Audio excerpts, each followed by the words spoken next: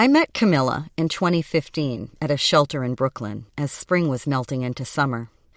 I would know her for much longer than a year, but this story is of the first 12 months in which she fought to build a life of basic stability for herself and the baby who was about to be born.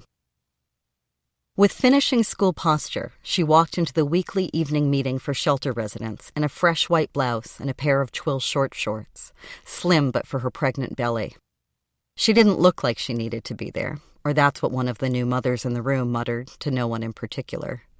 Camila took a seat, surveying the room, and began to advise another pregnant resident on maternity patients' rights and natural birthing techniques. She was generous with a conspiratorial glance, maintaining just enough snap in her neck to remind the world she was Dominican, a constant portrait of double consciousness.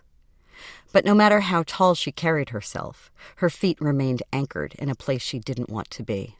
She was born into struggle and deeply tethered there. What set her apart? Was it her charisma, her slightly preppy style? The world couldn't see her as someone who belonged in a shelter. Let's be straight, no one belongs in a shelter.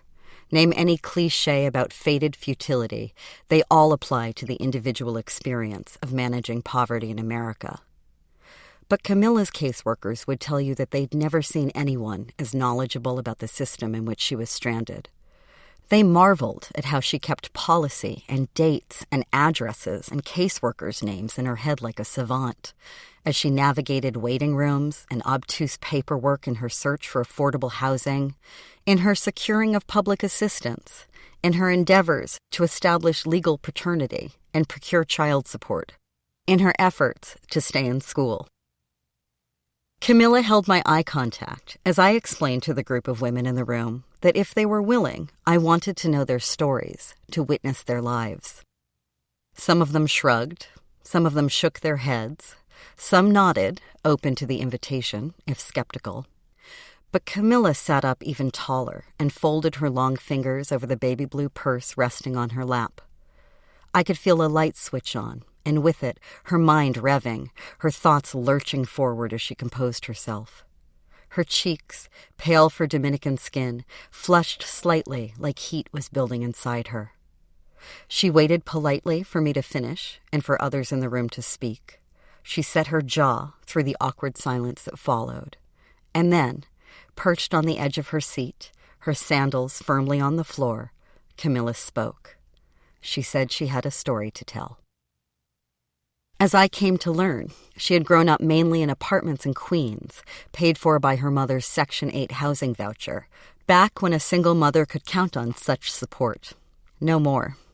Her father had never lived in any of those apartments. He had his own life and plenty of other kids, most of them with their own single mothers. Her mom had 3 other children of her own, too, and each had a different father, one more absent than the next. Camila's unfinished college years offered a succession of dorms at first, and once she got pregnant, a succession of shelters.